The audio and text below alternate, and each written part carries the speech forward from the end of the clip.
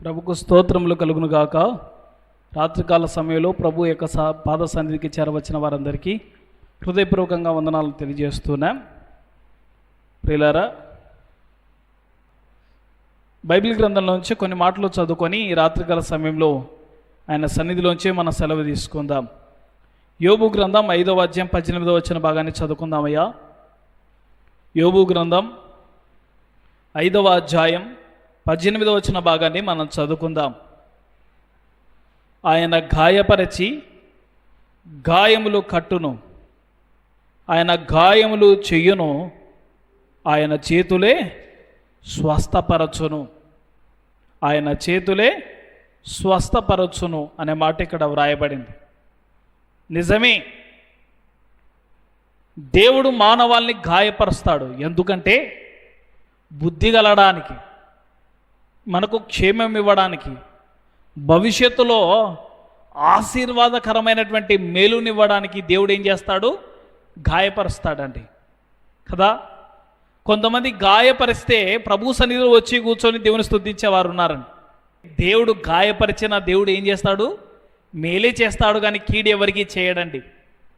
దేవుడు కీడు చేసే వాడు కాదు. బైబిల్ గ్రంథంలో వ్రాయబడింది, కీడు చేయువాడు అపవాది సంబంధి అని. కీడు చేయువాడు ఎవరి సంబంధి? అపవాది సంబంధి. అపవాది మొదటి నుండి ఏం చేస్తున్నాడయ్యా? సర్వలోకమును మోసపుచ్చుతానే ఉన్నాడు, మానవాళికి కీడు చేస్తానే ఉన్నాడు. అవ్వ దగ్గరకు వచ్చి మాయ మాటలలో చెప్పి దేవుడు తినవద్దని ఆజ్ఞాపించిన పండును తినేటట్టు చేశాడు, కీడుని తెచ్చాడు కదా. దేవునికి వ్యతిరేకంగా వాడు కీడు చేయ ఉద్దేశిస్తాడు. అయితే అది వాని నైజం, వాడు మేలే చేయడు అపవాది. అయితే మన ప్రభువు మన జీవితంలో ఆయన గాయము చేసినా కానీ ఆయన చేతులు ఏం చేస్తాయా? ఆయన గాయములను స్వస్థపరుస్తాయంట.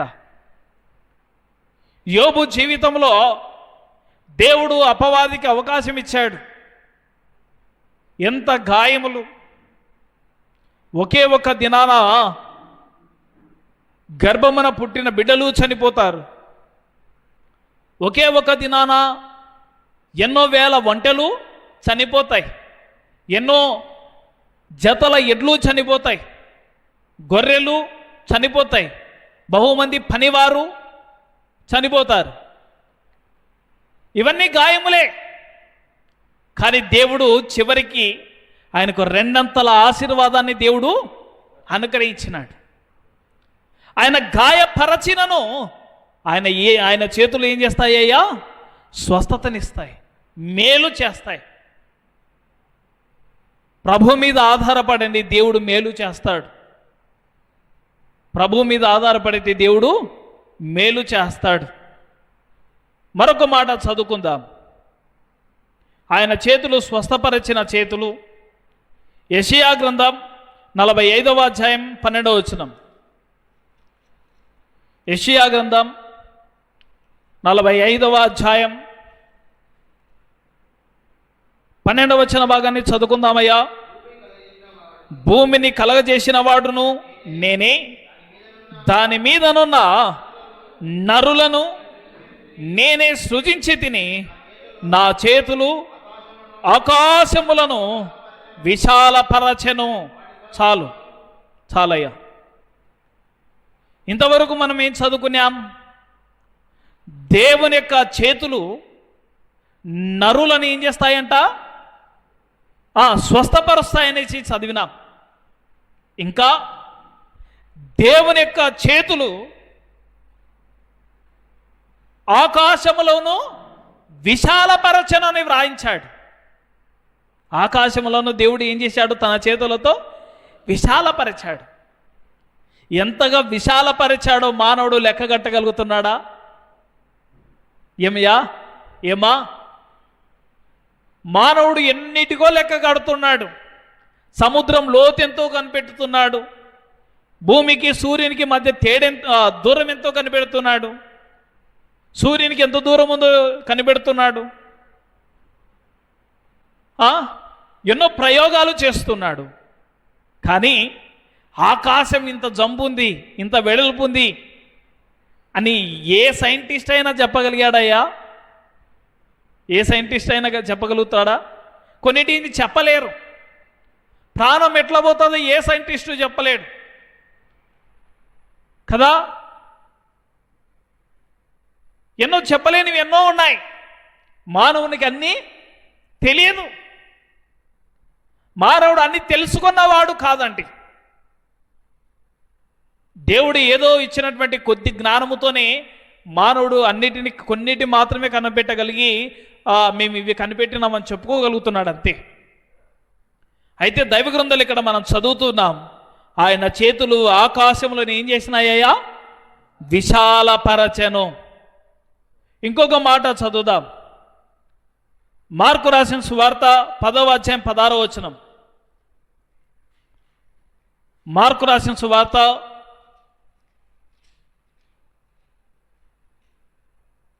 10వ అధ్యాయం చదువుదాం. 16వ వచనం చదవండి అయ్యా. మార్కు రాసిన సువార్త 10వ అధ్యాయం 16వ వచనం. 10, 16. ఆ బిడ్డలను ఎత్తి కౌగలించుకొని వారి మీద చేతులుంచి ఆశీర్వదించెను. చాలు. ఎవరి చేతులు ఇక్కడ ఆశీర్వదించినాయంటే జీవము కలిగిన యేసు ప్రభువు చేతులు కదా. కొంతమంది తన బిడ్డలను ఆశీర్వదించాలని యేసు ప్రభు దగ్గరికి తీసుకొని వచ్చినారు. అయితే అక్కడ చూసినటువంటి శిష్యులు వారిని గద్దించి ఇబ్బంది అవుతుందని చెప్పేసి వారిని వెనక్కి పంపిస్తే యేసు ప్రభువు చెప్పిన మాట, చిన్న బిడ్డలను నా దగ్గరికి తీసుకొని రండి, వారిని ఆటంకపరచవద్దు, ఇలాంటి వారిదే పరలోక రాజ్యం అని చెప్పి తన దగ్గరికి పిలుచుకొని ఆ బిడ్డలను ఎత్తుకొని తన చేతులతో ఆయన ఏం చేశాడు? ఆశీర్వదించాడు. దేవుడు ఏం చేశాడయ్యా? ఆశీర్వదించాడు. దేవుడు ఆశీర్వదించాడా అమ్మా? అయ్యా, దేవుడు ఆశీర్వదించడా? దేవుడు గొప్పగా ఆశీర్వదించేవాడండి. ఆనాడు అబ్రహామును ఆశీర్వదించాడా లేదయ్యా? ఆశీర్వదించాడు. ఈ సముద్రము తీరమునున్న ఇసుక రేణులంతా విస్తారంగా నీ సైన్యాన్ని చేస్తాను, నీ యొక్క సంతానాన్ని చేస్తానన్నాడు కదా. పైన కనబడుతున్నటువంటి నక్షత్రముల వలె నీ సంతానమును విస్తరింపజేస్తానన్నాడు. దేవుడు నిజంగా మానవాల్ని ఆశీర్వదించే దేవుడు అండి. అందుకే ఇక్కడ చూస్తున్నాం, దేవుడు చిన్న బిడ్డలను ఆయన దగ్గరికి తీసుకురాగా దేవుడు ఏం చేశాడు? చేతులుంచి వారిని ఏం చేశాడయ్యా? ఆశీర్వదించాడు. ఇంకా మనం చదువుదాం. లూకా రాసిన సువార్త 4వ అధ్యాయం 40వ వచన భాగం. లూకా రాసిన సువార్త 4వ అధ్యాయం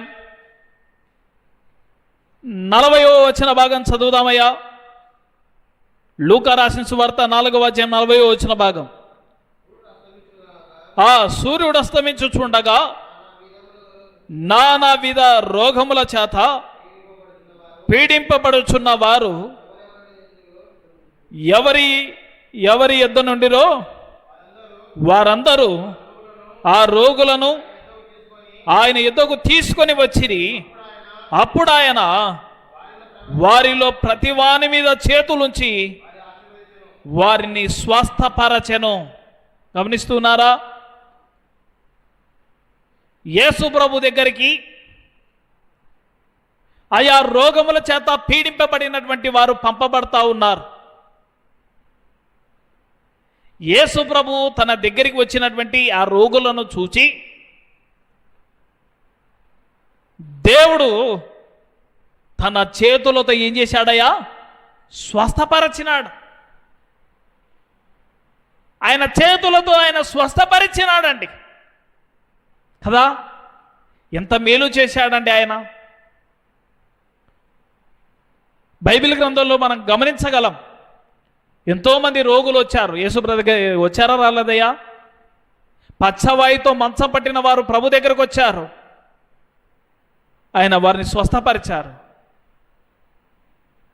ఇంకా మూగవారు ఆయన దగ్గరకు వచ్చారు, వారు మాట్లాడగలిగారు. చెవిటివారు ఆయన దగ్గరకు వచ్చారు, వినగలిగారు. కృంటివారు ఆయన దగ్గరకు వచ్చారు, నడవగలిగారు కదా.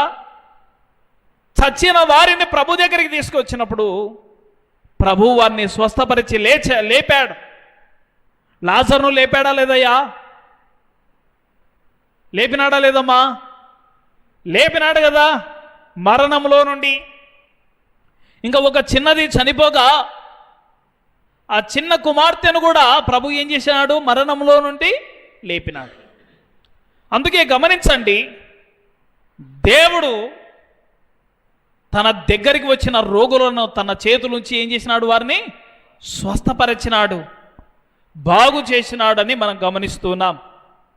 ఇంకా మనం గమనిద్దాం, లూకా రాసిన సువార్త 13వ అధ్యాయం 13వ వచనం. లూకా రాసిన సువార్త 13వ అధ్యాయం 13వ వచనం. ఆమె 13వ అధ్యాయం 13వ వచనం. ఆమె మీద చేతులుంచగానే ఆమె చక్కగా నిలబడి దేవుని మహిమపరచెను. ఎవరి స్త్రీ? ఎవరి దేవుడు తన మీద చేతులుంచి స్వస్థపరిచాడు అంటే పై లేఖనాలను చదివితే మనకు అర్థమవుతుందయ్యా. ఇంచుమించు 11వ వచనంలో 18 ఏండ్ల నుండి బలహీనపరచు దయ్యం పట్టింది ఒక స్త్రీకి. ఆ దయ్యం బట్టి ఆ స్త్రీ నడుము వంగిపోయి చక్కగా నిలబడలేకపోతుంది కదా. అటువంటి స్త్రీ ప్రభు దగ్గరికి రాగా ఆయన చేతులు ఆమెను స్వస్థపరిచినాయి, ఆ బలహీనత నుండి విడిపించినాయి. కాబట్టి ఆ స్త్రీ చక్కగా నిలబడి దేవుని ఏం చేసింది ప్రియులారా? మహిమపరచింది. ఇంతవరకు చదివినాం కదా, నానా రోగములతో ఉంచబడిన వారు ప్రభు దగ్గరికి రాక ప్రభు తన చేతులతో వారిని స్వస్థపరిచాడు. అందులో ఒక స్త్రీ, ఈమె 18 ఏళ్ల నుండి ఈ రోగంతో బాధపడతా ఉంది, బలహీనత అనే రోగంతో. దయ్యం బట్టి ఆ స్త్రీని చక్కగా నిలబెట్టి దేవుడు ఏం చేశాడు? ఆమెను స్వస్థపరిచి మేలు చేశాడు, ఆమెను బాగు చేశాడు. అక్కడ ప్రభు మహిమ పొందాడు. ఇంకా మార్కు రాసిన సువార్త 8వ అధ్యాయం, మార్కు రాసిన సువార్త 8వ అధ్యాయం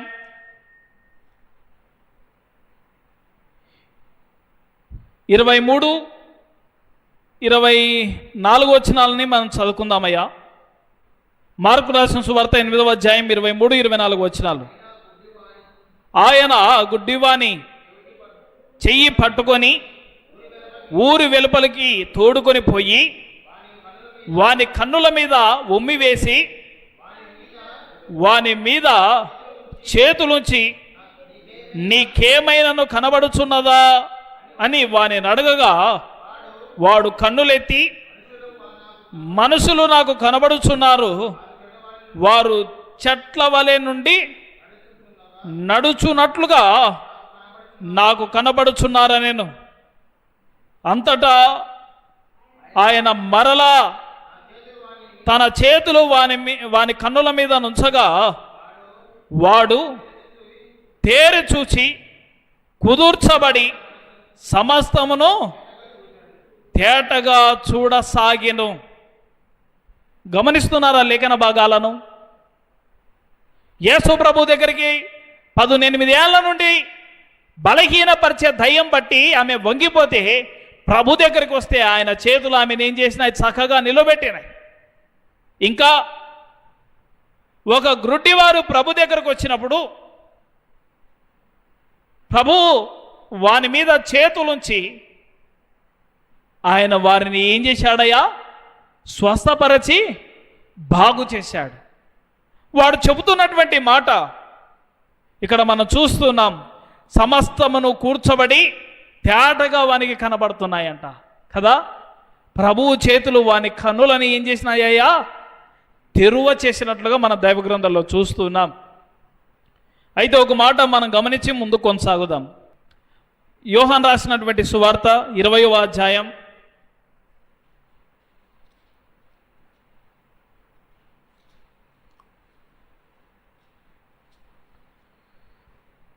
యోహాను రాసిన సువార్త 20వ అధ్యాయం 25వ వచనాన్ని చదవండి అయ్యా. యోహాను రాసిన సువార్త 20వ అధ్యాయం 25వ వచనం. గనుక తక్కిన శిష్యులు మేము ప్రభువును చూచితమని అతనితో చెప్పగా అతడు, నేనాయన చేతులలో మేకుల గురుతును చూచి నా వ్రేలు ఆ మేకుల గురుతులో పెట్టి నా చెయ్యి ఆయన ప్రక్కలో ఉంచితేనే గాని నమ్మనని వారితో చెప్పాను. గమనిస్తున్నారా? యేసు ప్రభు చేతులు స్వస్థపరచిన చేతులు, ఆకాశ విశాలమును విశాలపరిచిన చేతులు, ఇంకా ఆశీర్వదించిన చేతులు, స్వస్థపరచిన చేతులు, చక్కగా నిలబెట్టిన చేతులు, ఇంకా గ్రుడ్డివారి కన్నులను తెరువ చేసిన చేతులు. అయితే ఈ చేతులు మనుషులను పాపం నుండి విడిపించడానికి అప్పగింపబడ్డాయి. మనుషులందరూ ఏ భేదము లేకుండా అందరూ పాపం చేస్తే, అందరూ పాపానికి బానిసలైతే, పాపం వల్ల వచ్చే మరణానికి దాసులైతే ఆరని అగ్నికి వెళ్ళిపోతారని చెప్పేసి యేసు ప్రభు ప్రేమ కలిగిన వాడు మన నిమిత్తమై అప్పగించుకున్నాడు. ఆయన చేతుల్లో ఆయన పాదాలలో చీలలు దించబడ్డాయి, పక్కన బల్లెపోటు పొడబడింది.